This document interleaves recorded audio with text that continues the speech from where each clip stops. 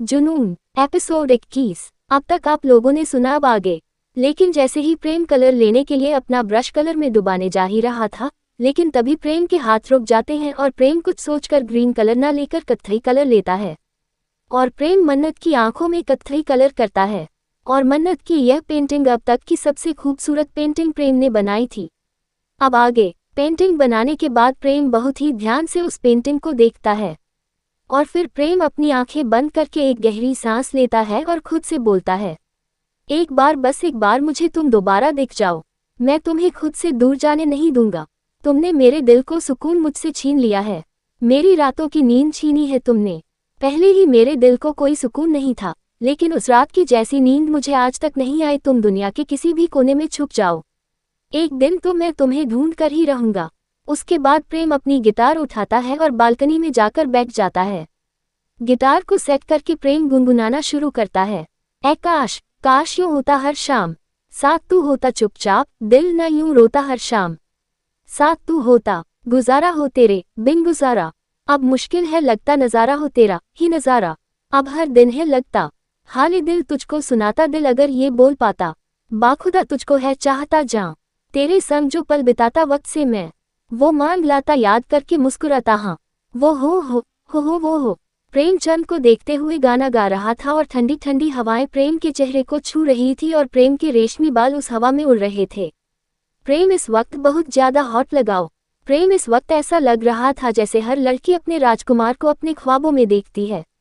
तू मेरी राह का सितारा, तेरे बिना हूँ मैं आवारा, जब भी तन्हाई ने सताया तुझको बेसाख्ता पुकारा, चाहत है मेरी ला फना पर मेरी जान, दिल में हूँ रखता हाल दिल तुझको सुनाता, दिल अगर ये बोल पाता, You tell me, I love what's meant to be, I know you feel it too. Each time I look at you. प्रेम अपनी आंखें बंद करता है और उन पलों को याद करने लगता है जब मन्नत प्रेम के बहुत करीब थी। मन्नत का स्पर्श आज भी प्रेम को ऐसा ही महसूस होता है जैसे अभी भी मन्नत उसके शरीर से चिपकी हुई हो। ख्वाबों का कब तक लूं सहारा, अब तो तू अभी जा खुदारा, मेरी ये दोनों पागल आंखें हर पल मांगे तेरा नजारा, समझाऊं इनको किस तरह, इन पे मेरा बस नहीं चलता हाल दिल तुझको सुनाता, दिल अगर ये बोल पाता। अपने जज्बात को गाने के जरिए जाहिर करके प्रेम अपने कमरे में आता है और टेबल पर रखी हुई नींद की गोली लेकर सो जाता है। क्योंकि जब से प्रेम मन्नत के साथ सोया था, उसके बाद से प्रेम को नींद ही नहीं आती थी और इसीलिए प्रेम को नींद की गोली खाकर सोना पड़ता था। अभी सुबह प्रेम की आंखें खुलती है और प्रेम बेड से उठकर बैठने की कोशिश करता है कि तभी प्रेम को अपने सीने पर वही मखमल का एहसास महसूस होता है। और जैसे ही प्रेम अपनी नजरें नीचे करके देखता है तो मन्नत का खूबसूरत चेहरा उसके सामने आ जाता है। आज भी मन्नत वैसे ही उसके सीने से चिपक कर सो रही थी। मन्नत को अपने इतने करीब देखकर प्रेम को विश्वास नहीं होता और प्रेम जल्दी से मन्नत को अपनी बाहों में भरकर पलट जाता है और उसके ऊपर आ जाता है। प्रेम बहुत ही गौर से मन्नत को देख रहा था। मन्नत की आंखें अभी भी बंद थी। प्रेम अपना एक हाथ मन्नत के गाल पर रखता है और अपने अंगूठे से मन्नत के गालों को सहलाता है और फिर प्रेम मन्नत की घनी पलकों को अपनी अंगूठे से छूता है और फिर अपने अंगूठे से ही मन्नत के मुलायम गुलाबी होठों को सहलाता है। फिर प्रेम धीरे से अपने होंठ मन्नत के माथे पर रख देता है और बहुत ही प्यार से मन्नत के माथे को चूम लेता है और फिर मन्नत की दोनों गालों को धीरे धीरे चूमता है।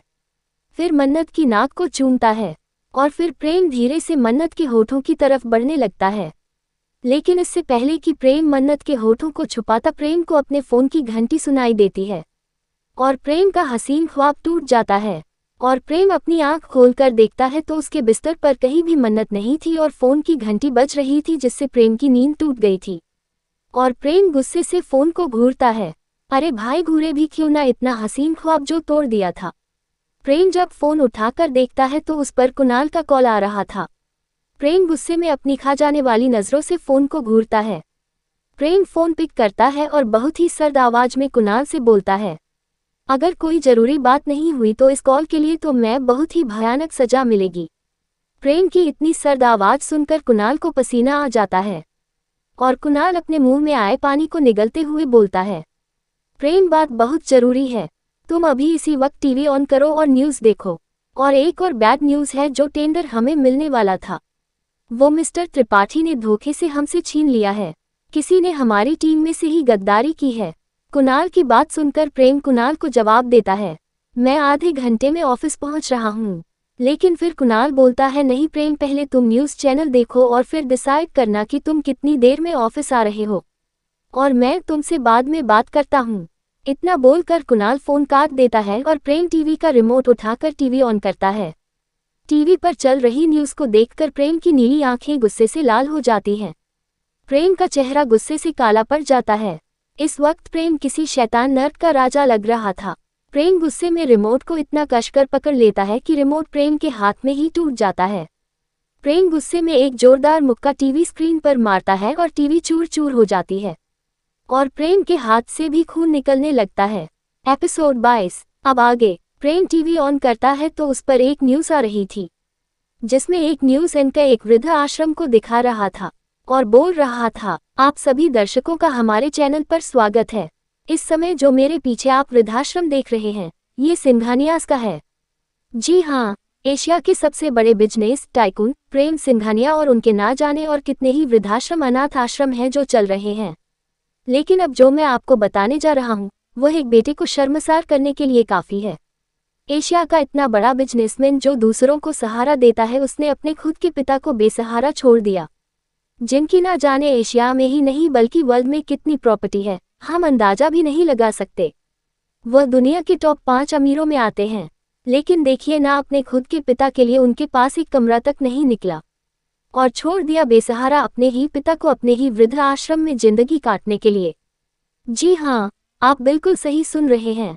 एशिया के नंबर 1 बिजनेसमैन दी प्रेम सिंघानिया के पिता अपना घर छोड़कर एक वृद्ध आश्रम में रह रहे हैं और यह वही वृद्धाश्रम है जिसमें प्रेम सिंघानिया के पिता आजकल अपनी जिंदगी काट रहे हैं। हमने प्रेम सिंघानिया के पिता से बात करने की बहुत कोशिश की, लेकिन उनसे हमारी बात नहीं हो पाई है और ना ही हमें कोई भी वृद्ध आश्रम के अंदर जाने दे रहा है, क्योंकि प्रेम सिंघानिया की सिक्योरिटी बहुत ही ज़्यादा टाइट है और हमें अंदर जाने की इजाज़त नहीं है।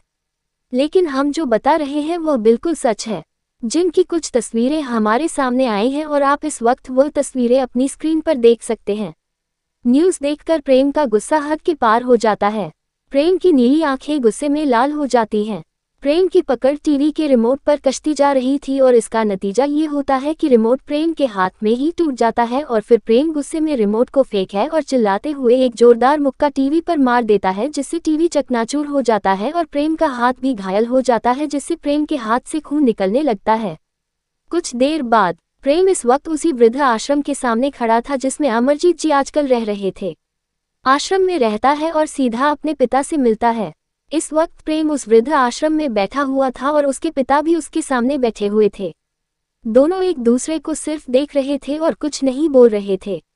और इस खामोशी को खत्म करते हुए प्रेम अपने पिता से बोलता है, ये सब क्या है पापा, आप ये सब करके मुझे क्या जताना चाहते हैं?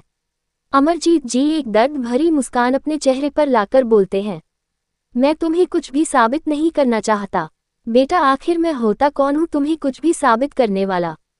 तुम्हारी माँ, तुम्हारी प्रेमिका, यही तो है सब कुछ, हम तो कुछ भी नहीं है। प्रेम आप जो भी कहना चाहते हैं साफ साफ कहिए पापा। अमरजीत जी तंज कसते हुए बोलते हैं, जिस घर से मेरी बेटी को आधी रात गए निकाल दिया हो, मैं उस घर में कैसे रह सकता हूँ? इतने बड़े घर में जब मेरी बेटी के रहने के लिए जगह नहीं है तो मेरे रहने के लिए जगह कैसे हो सकती है? प्रेम, मन्नत को घर से नहीं निकाला गया था, मन्नत खुद घर छोड़कर गई थी। ये बात मुझे ममा ने खुद बताई थी। अमरजीत जी अपनी जगह से खड़े हो जाते हैं और प्रेम की तरफ पीठ कर लेते हैं और फिर बोलते हैं, तुम्हारी माँ हमेशा तुम्हारे लिए सही रही है और गलत सिर्फ तुम्हारे पिता, और अब तुम मेरी नज़रों के सामने फिर चले जाओ। मैं तुम्हारी शक्ल भी नहीं देखना चाहता। प्रेम को अपनी पिता की बातें सीधा दिल पर चुभ रही थी। प्रेम को गुस्सा भी बहुत आ रहा था, लेकिन इस वक्त प्रेम अपने पिता के सामने मजबूर था और प्रेम बिना कुछ कहे वहां से निकल जाता है। प्रेम कुणाल को फोन करता है और कुणाल से बोलता है, कुणाल पता करो मन्नत घर छोड़कर क्यों गई थी। प्रेम की बातें सुनकर कुणाल भी हैरान हो जाता है और खुद से बोलता है, जब इससे मन्नत से कोई मतलब ही नहीं है तो यह मन्नत के बारे में क्यों जानना चाहता है? और वैसे भी आजकल तो यह न जाने किस लड़की के चक्कर में पागल है। और फिर कुणाल आसमान की तरफ देखते हुए बोलता है, हे भगवान, थोड़ी तो सद्बुद्धि दो, मेरे दोस्त को इतना दिमाग दिया है, इतना गुस्सा दिया है, थोड़ी सी अकल भी दे देते। और फिर अपनी गर्दन नामे हिलाते हुए चला जाता है। और थोड़ी ही देर में कुणाल प्रेम को बताता है, उस रात की ना तो कोई सीसीटीवी फुटेज है और ना ही कोई मन्नत के बारे में जानता है। पता नहीं मन्नत उस रात घर छोड़कर क्यों गई थी। अब ये बात तो सिर्फ वही लोग बता सकते हैं जो उस रात मन्नत के साथ थे, या फिर मन्नत खुद हमें ये बता सकती है कि वह उस रात घर छोड़कर क्यों गई थी। प्रेम जो भी है लेकिन पता करो। कुणाल ठीक है, और उससे त्रिपाठी का क्या करना है। प्रेम अभी कुछ नहीं करना। और इतना बोलकर प्रेम फोन काट देता है। ऐसे ही समय अपनी चाल से गुजरने लगता है और बचे हुए 3 महीने भी पूरे हो जाते हैं। इसी बीच विजय के माता पिता और मन्नत के दादू ने मन्नत को बहुत समझाया था कि वह अपनी जिंदगी में आगे बढ़े और विजय से शादी के लिए हाँ कर दी, लेकिन मन्नत ने विजय से शादी करने के लिए साफ साफ मना कर दिया था।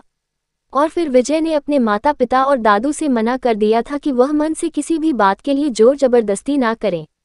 मन्नत अपनी जिंदगी के फैसले खुद लेगी। अब तक हमने जितने भी मन्नत के लिए फैसले लिए हैं वह सभी गलत ही साबित हुए हैं और उसकी वजह से मन्नत ने अपनी जिंदगी में बहुत दुख दर्द झेला है। अब मैं नहीं चाहता कि मन्नत पर किसी भी तरह के जोर जबरदस्ती की जाए। 2 दिन बाद मन्नत को दिल्ली जाना था डाइवोर्स पेपर पर साइन करने के लिए। मन्नत ने अपनी जिंदगी के 6 महीने बहुत ही मुश्किल से काटे थे। मन्नत एक भी पल प्रेम को नहीं भूल पाई थी और ना ही इस दर्द से उभर पाई थी कि 6 महीने बाद वह दादाजी से किया हुआ वादा तोड़ देगी, या फिर यूं कहें कि लोगों ने मजबूर कर दिया कि वह अपना वादा तोड़ दे। हॉल में 2-4 औरतें मन्नत से मिलने आई थी। सभी औरतें मन्नत से बातें कर ही रही थी कि तभी एक औरत बोलती है, अरे परसों तो करवा चौथ है ना। तभी मन्नत जो सबके सामने एक झूठी मुस्कान अपने चेहरे पर लगाए बैठे थे, मन्नत की वह झूठी मुस्कान भी उसके चेहरे से चली जाती है और सभी औरतें मन्नत को देखते हैं। वैसे तो मन्नत या फिर मन्नत के दादू या फिर विजय के परिवार वालों में से किसी ने भी गांव में कुछ नहीं बताया था, लेकिन जब प्रेम ने प्राची से सगाई की थी तो यह न्यूज़ इंटरनेशनल न्यूज़ बन गई थी और सभी को पता चल गया था कि प्रेम मन्नत को तलाक देने वाला है और दूसरी शादी करने वाला है। इसीलिए वह सभी औरतें भी अच्छे से जानते थे कि मन्नत के दिल पर इस वक्त क्या गुजर रही थी। आखिर जिस दिन उसका तलाक था उसी दिन ही करवा चौथ का व्रत भी था। मन्नत अपनी आंख में आए आंसुओं को छुपाते हुए ये कहकर आती है, मैं आप सभी के लिए चाय लेकर आती हूँ। मन्नत सभी से अपना दर्द छुपा सकती थी लेकिन अपने दादू से नहीं। जब मन्नत किचन में जा रहे थे तो मन्नत के दादू ने मन्नत को देख लिया था। उन सभी औरतों की बात भी सुन ली थी। वह सभी औरतें मन्नत को और दर्द में नहीं देखना चाहती थी क्योंकि मन्नत पूरे गांव की लाडली बेटी थी। मन्नत के माता पिता के जाने के बाद मन्नत के दादू को कभी भी मन्नत को संभालने में कोई परेशानी नहीं हुई थी क्योंकि पूरा गांव ने मन्नत को संभालता था। पूरे गांव से मन्नत को ढेरों प्यार मिला था। पूरे गांव ने मन्नत को अपनी बेटी की तरह पाला था। गांव की हर औरत से मन्नत को मां का प्यार मिला था और वो सभी अपनी बेटी की आंखों में आंसू नहीं देख सकते थे, इसीलिए वो औरतें बिना कुछ कहे वहां से चली जाती हैं। मन्नत किचन में जाकर अपने मुंह पर हाथ रखकर रो रहे थे कि तभी मन्नत के दादू पीछे से मन्नत के कंधे पर हाथ रखते हैं। मन्नत जल्दी से अपने आंसू साफ करके पीछे पलटती है तो अपनी दादू को देखती है और अपने दोनों को देखकर मन्नत अपना रोना कंट्रोल नहीं कर पाती और उनके सीने से लगकर फूट फूट कर रोने लगती है। मन्नत के दादू भी बहुत ज्यादा दुखी थे। उनकी आंखों में भी आंसू थे। जिस बेटी को उन्होंने अपनी जान से भी ज्यादा प्यार किया, जिस बच्ची को पूरे गांव से इतना प्यार मिला, ससुराल में उसकी इतनी बेकदरी हुई। उसके ससुराल में उस पर इतने जुल्म हुए, लेकिन उसने एक बार भी अपने दादू को कुछ नहीं बताया। और अब वह अपनी बच्ची को दिलासा दे भी तो क्या कहकर उसे दिलासा दे। दादू भी ऊपर वाले से शिकायत करते हुए बोलते हैं, आखिर मेरे ही बच्चे क्यों, मेरी ही बच्चे के साथ ऐसा क्यों हो रहा है, क्यों मेरे बच्चे को इतना दुख मिल रहा है। मैंने अपनी बच्ची को धूप की किरणों से भी दूर रखा और आपने उसे जलते अंगारों पर चला दिया। क्यों भगवान, क्यों ऐसा क्यों किया आपने मेरी बच्ची के साथ। थोड़ी देर में मन्नत अपने दादा से अलग होती है और अपने कमरे में चली जाती है। और दूसरी तरफ प्रेम भी तड़प रहा था और मन्नत के लिए ही तड़प रहा था, लेकिन फर्क सिर्फ इतना था कि वह मन्नत है, ये प्रेम को नहीं पता था। पिछले 3 महीने से प्रेम पागलों की तरह मन्नत को ढूंढ रहा था, लेकिन मन्नत उसे नहीं मिल रही थी क्योंकि प्रेम पूरी दुनिया में मन्नत को ढूंढ रहा था, बस अपने घर में ही मन्नत को ढूंढना भूल गया। रात का समय, प्रेम मन्नत के ना मिलने पर थोड़ा उदास था और मन्नत की पेंटिंग बना रहा था। दूसरी तरफ मन्नत भी प्रेम की तस्वीर को हाथ में लिए बिस्तर पर बैठी हुई थी। प्रेम की तो सिर्फ 3 महीने की तड़प थी मन्नत के लिए, लेकिन मन्नत की तड़प का तो प्रेम को अंदाजा ही नहीं था कि मन्नत ना जाने कितने सालों से उसके लिए तड़पती है। तेरे बिन जीना है, ऐसे दिल धड़का ना हो जैसा ये इश्क है, क्या दुनिया को हम समझे कैसे, अब दिलों की राहों में हम कुछ ऐसा कर जाएंगे, एक दूजे से बिछड़े तो सांसों के लिए बिन मर जाए। मन्नत बहुत ही प्यार से प्रेम की तस्वीर पर हाथ फेरती है और फिर उस तस्वीर को चूम लेती है। ऐ खुदा, बता दे क्या लकीरों में लिखा हमने तो बस इश्क है किया X2।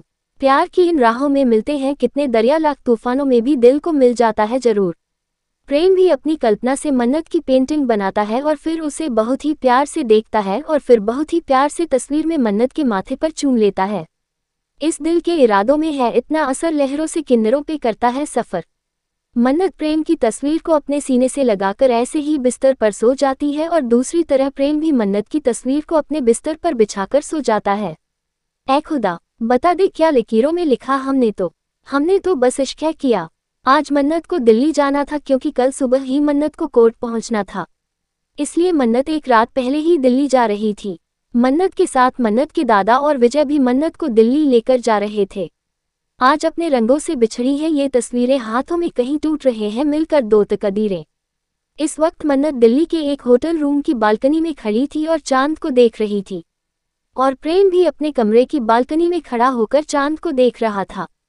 कल दोनों की ही जिंदगी का बहुत बड़ा दिन था, क्योंकि कल एक की मोहब्बत उसे हमेशा के लिए छूट जाएगी और दूसरे को तो पता ही नहीं था कि वह जिससे बेपनाह मोहब्बत करने लगा है उसे खुद ही अपने आप से दूर करने जा रहा था। दुनिया ये जीत गई, दिल हार गया, नहीं सोचा था मिलकर कभी होंगे जुदा। मन्नत को अपनी शादी से लेकर प्रेम के घर को छोड़ने तक के सभी पल उसकी आंखों के सामने किसी मूवी की तरह चल रहे थे। ऐ खुदा, बता दे क्या लकीरों में लिखा हमने तो बस इश्क है किया। ऐ खुदा, बता दे क्या लकीरों में लिखा हमने तो बस इश्क है किया। पूरा दिल्ली शहर सो गया था, नहीं सोए थे तो चार आंखें जो इस वक्त चांद को देख रही थी। एक तरफ प्रेम और एक तरफ मन्नत, दोनों की ही रात आंखों ही आंखों में गुजर जाती है और रात भर दोनों ही सो नहीं पाते। आज वो दिन था जिसके लिए मन्नत ने दादाजी से वादा किया था कि वह कभी भी प्रेम को तलाक नहीं देगी, लेकिन आज मन्नत हार गई थी और आज मन्नत इस शादी को खत्म करने के लिए खुद को तैयार कर रही थी। आज के दिन मन्नत अपना सब कुछ खो देने वाली थी, लेकिन इन सब के बावजूद भी मन्नत ने आज भी प्रेम के लिए करवा चौथ का व्रत रखा था। आगे की स्टोरी अगले एपिसोड में।